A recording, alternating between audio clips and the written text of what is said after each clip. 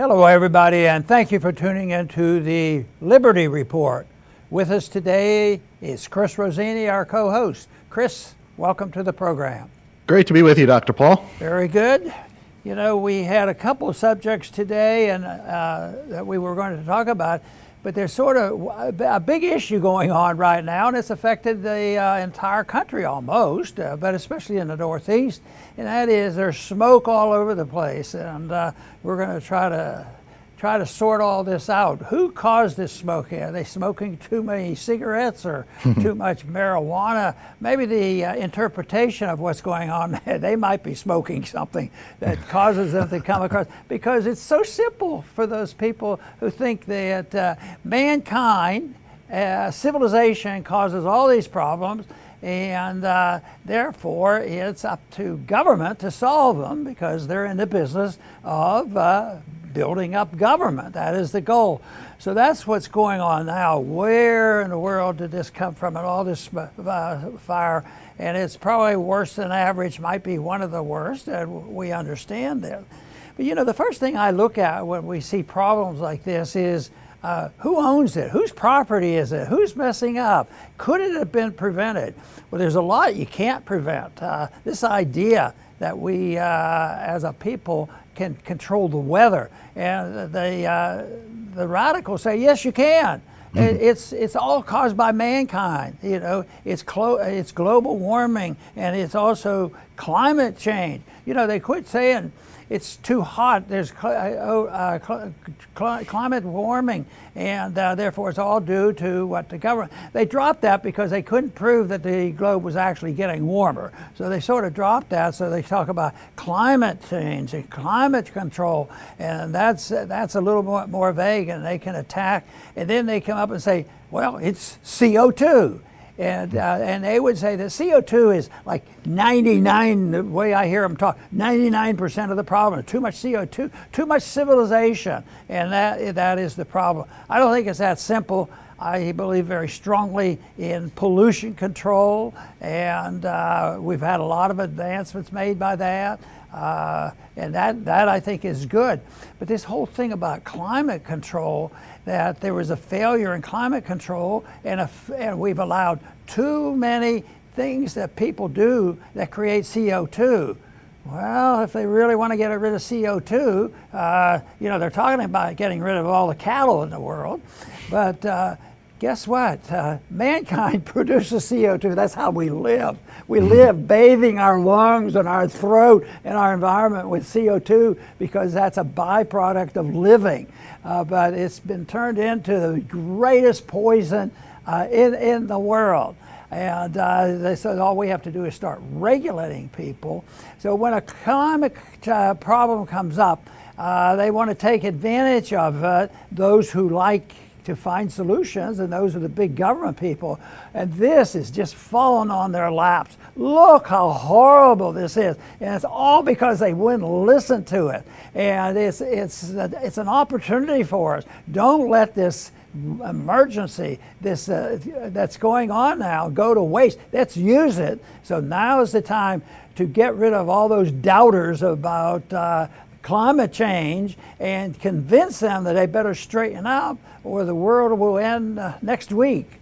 So this is where we are today. They're making use of it, and that's not to belittle the seriousness, but it would be good if we had a very objective look at you know, what's going on with the weather and these sort of things. And I think there's a lot of objectivity out there, but there's a lot of misinformation. And so that's the job, sorting it out and then deciding who's really leveling with us and who doesn't have an agenda. You know, why are they making chaos? And some people, you know, just like big government, they like regulations, and this will invite more regulations, not less. And I like to think about this, and we'll talk a little bit about this later on, about who owns the forest, and maybe we'll check in and find out exactly who is literally responsible for managing the forest and trying to limit forest fires. Chris? Right, Dr. Paul. Yes, we have a new thing. It's Canada fires, and of course, the climate fear-mongers are out in full force, as you mentioned. And, you never want to let a crisis go to waste. You want to try to get your political points in while you can. You only have a short window to capitalize when emotions are high. And the goal is always the same: give the biggest government in the history of the world, the biggest welfare state, the biggest overextended empire in the world, give them more power and more money. That's always the end result that they want. And if you don't, well, then the world is going to end. No more planet for you. And it's the same thing. We just keep repeating this process, rinse and repeat. We just went through it with COVID. Do this, wear this, stand this far away, get all these vaccines. It was all nonsense. But that's what it's like to live under the biggest government in the history of mankind. You're constantly barraged over and over and over, and you got to make it through. You got to be vigilant with your freedom and protect it, because after the smoke clears, pun intended, and the smoke will clear, we're going to be okay. But the next thing is going to happen, and they're just going to repeat this process over. Fear and give them more power and money.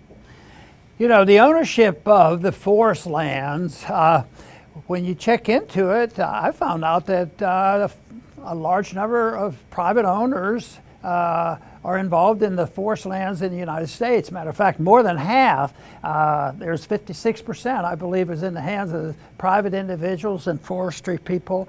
And they have an incentive. I think private ownership is a good way to protect the environment, because private owners have something at stake other than political maneuvering and manipulation and demagoguing. And so that's not too bad that under the circumstances that we live with today, to have that much forestry land owned by individuals. Of course, the leftists, especially the cultural and economic Marxists, they don't like to hear about it. But what about Canada? They're causing a little bit of grief for some people if they have mismanaged anything with their forest. And I don't know the details of what they do, but I do know that the reports are that the government manages and owns 96% of the forests in Canada, a lot more. There were reports years ago, I haven't seen them as recently, I don't know exactly what the status is, but government regulation, sometimes even when they're not owned it, might regulate, management of forests. And private owners tended to burn brush in between their trees more often than the government. The government and the environmentalists says, let it go, which meant that when there was a lightning strike, it was more likely to be, start a major fire. I imagine there's still some of that because regulations don't always work the way they think they should work. So that they've done that for years, and so what the big thing is has there been mismanagement of the forest in Canada? And since there's more government, my guess would be probably so. And that means you don't ignore all the other factors, but it'd be an important thing to see what privately owned forests look like with pure government-owned forest and see who has the most fires. Even that doesn't answer all the questions, because there might be more lightning in one area than the other area. And I was listening to a program today coming in a viewpoint from the left, and they say, it's lightning, we dismiss that because there's lightning. It's what you do after the lightning hits. Well, what if lightning causes it? And what if the forest is designed where it's more likely to start if you have lightning? But they don't want to talk about that, which means if they say, we don't need that, that's indifferent, we have to know how to fight the fires and all this other. So if they want to dismiss lightning as a major factor, I would suspect it must be pretty important because they don't want us to think about, lightning. But it is a serious problem. There is no doubt. And I think the fact that a lot of effort are made, I still think that long-term private ownership of land is a much better way to treat land. You say, oh, you're not an environmentalist, you wouldn't have the EPA or all these other things. The truth is, the marketplace goes a long way to protecting private property. And that is, you're responsible for it. And if you're causing troubles to your neighbors and you're not managing things well and you're destroying the property next door, that's a different story. But I think ownership and managements and desires are big different. When it becomes, bureaucratic and government ownership, that's more likely when the special interest becomes, the nuisance and the problem. Governments don't have a good reputation for managing anything. It's pretty hard to find. Say, boy, the one thing we do need for the government to do this is A, B, C, D, because we can't exist with that. Even though everything they want usually involves stealing money from one group and giving it to the noisiest people in the other group that has the most political power. So it's not a very good system, and that's why I think in our effort to promote liberty, we should make sure that people understand that there's a lot of responsibility falls on ownership of private property because their incentive is the highest compared to a bureaucrat who's only looking for more power. That's Carissa. right, Dr. Paul. Yeah, great point. Government, they really do ruin whatever they interfere with. That's why government is meant to be restrained by the Constitution. But boy, did it break those chains, and now it just runs wild. And you could just go through any list of, look what they did to healthcare. I mean, it's such a disgrace in this country. But government, it invaded the industry, and in league with the corporations and with the so-called agencies, FDA, CDC, they ruined it. Student loans, education, everybody knows how bad government schools are, but look at student loans. They were going to make it more accessible, more affordable. Did the exact opposite, drove up the price, and everybody's buried in debt, and now people who didn't take on the debt are expected to pay for it. Foreign policy, COVID, we could just go down the list all day long. So we are supposed to think that this organization is going to manage the weather? I mean, I don't even know how you get to that point. Why would you think that they could do such a thing? If there ever really was a climate crisis, you could be sure that government interference would find a way to make it worse. So fortunately, there is no climate crisis outside of all the propaganda that we see. But if government actually did try to do something about it, we'd end up learning that they only made it worse. Very good. This is what is happening now, coming from the far left, fits into their so-called responsibilities, because most coming from the far left, as well as many in the middle and even conservatives, think, well, the purpose of government is to make us safe, to protect us. And it can be domestically to protect us, and therefore the welfare state is very necessary to protect people and make people safe. And that's why you need a police. That's why you need the FBI to make us safe. That's why we need the CIA, because they will make sure they can participate in justice, because they're experts in assassinations and coups around the world. So they go along, and it's always based on that. But in this case, it's part of this safety. Climate control is a big deal, and has to be a responsibility. And only government can solve this problem. It's never the government's fault. But it's based on the fact that people say, well, that is true. We want to be safe. We don't want these fires. And they say this is very bad, so we need the government to make us safe from all forest fires forever. But I think it also fits into the arguments of the far left and the corporatists and the people who like combine big government and big business and social medias, put it all together, which is a corporatism that I consider very, very dangerous. But it also, let's say that everything they're doing, dealing with forest fires or COVID, are well-intentioned. Well, you might buy into that. I don't have to buy into it. I think they're always, because they admit it, we have to take advantage of this, and do something about it. But a lot of people, though, do get brought in, and they support it because it sounds like it's a good idea, and we can't do it all by ourselves. But when COVID hit, people bought into this. It took 2 or 3 years for the people to wake up, and it was just overblown, and the treatment was far worse than the disease. And now it's being recognized, and a lot of people are continuing to suffer from that bad attitude. So now this comes along. Nature's involved. We don't have a virus to deal with or an imaginary disease at the moment, but we have a fire that is chaotic and it's a mess.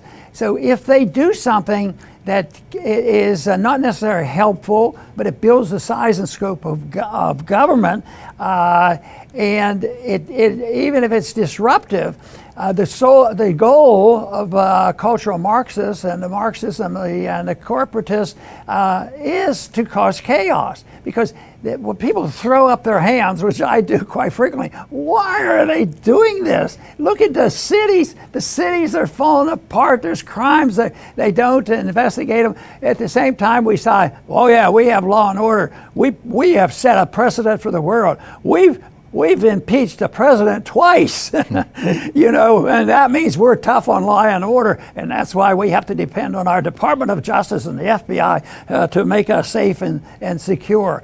But then what is done economically and all is causes more chaos. So if people jump in and say, this is the time we take over this global warming and global problems and weather problems, this opens up the door to doing anything and everything. And whether it's chaotic or not, or if it is chaotic, that's good, because that will always can throw it back and say the people don't take care of themselves. We even need more government. But the contest is between those individuals now who are becoming more numerous saying, no, this is proof pudding that big government is maybe the big problem that we have, and we ought to deal with it. And we always should be looking more for the solutions coming from private property ownership and peace and prosperity, which means that people should be, owning land and dealing with their problems. And maybe that's far superior to this authoritarian approach that we're using right now. Chris? Very good, Dr. Paul. I will finish up more on a philosophical note. But it's what we talk about. It's the role of government. And, there is a flawed mentality out there, mostly from the left, sometimes from the right, in this belief of perfection and that government progresses us with its laws and it can be used to perfect humanity. And it's just not true. Humans are imperfect, always will be. We cannot create perfection. No tool that we create can create perfection either, because we're imperfect. We're not going to create the perfect tool either.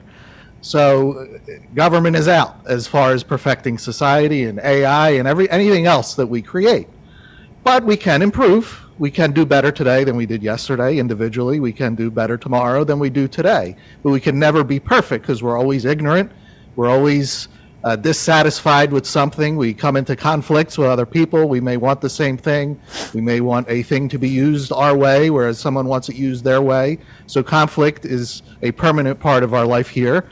But those progressives, they just believe just write another law. No matter what happens, you'll see them, just write another law.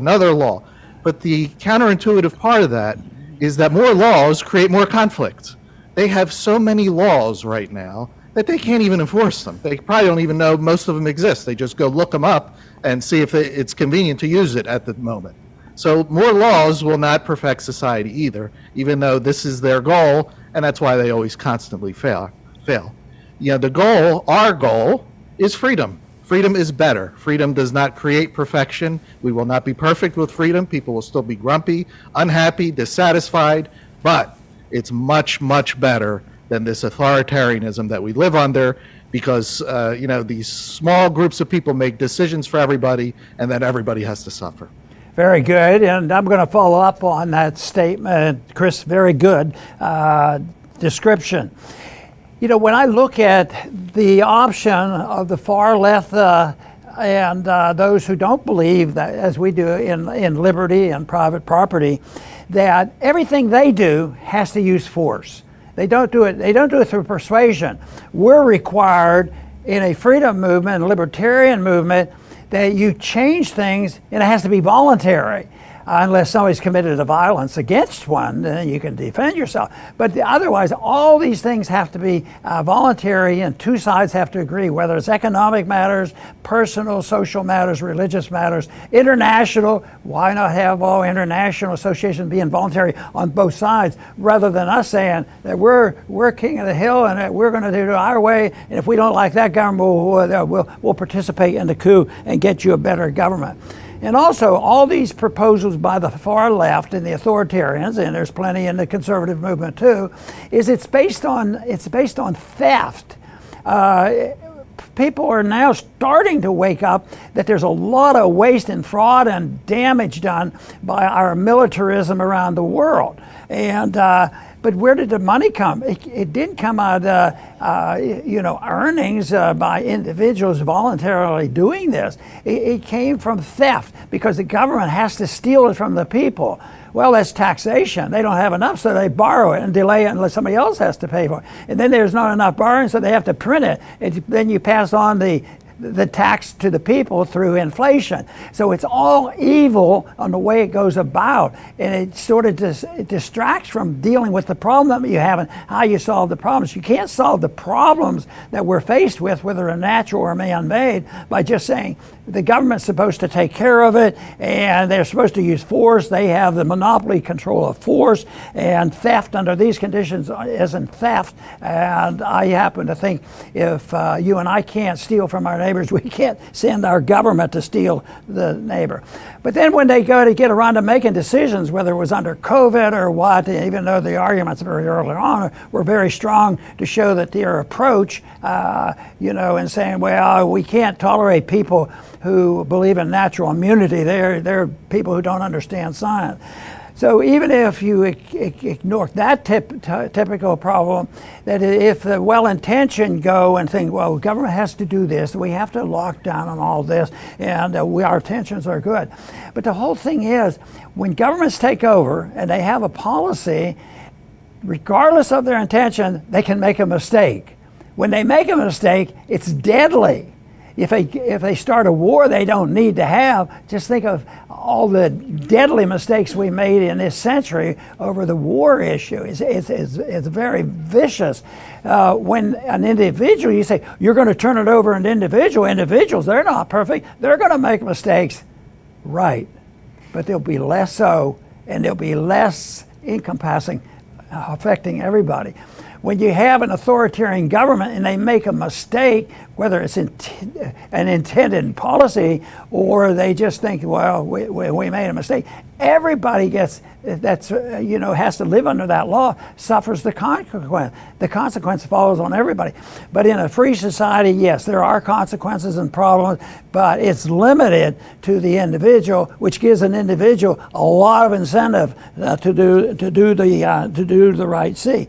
And also, when this happens, when we accept this notion that government should be involved in dealing with COVID and international affairs and now climate, believe me, there is corruption. And then the corporations move in, whether it's medical corporations or corporations in the banking industry, corporations dealing with pharmaceuticals. So the government is there, and the country is very wealthy. It's still pretty wealthy, but boy, I'll tell you what, it's getting weaker all the time.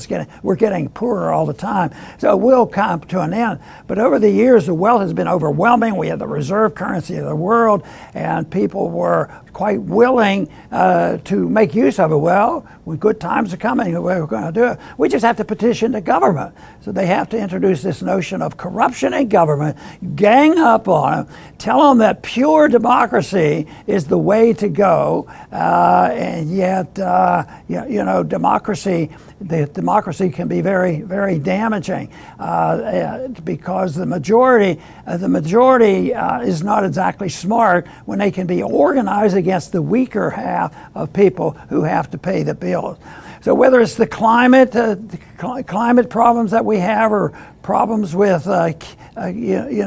Ukraine, or problems with the next virus crisis, we should look toward private ownership, individual liberty, and voluntarism in solving our problems based in a society that represents and believes in personal liberty. And under those circumstances, I believe we have a chance to have a lot more peace and a lot more prosperity. I want to thank everybody for tuning in today to the Liberty Report.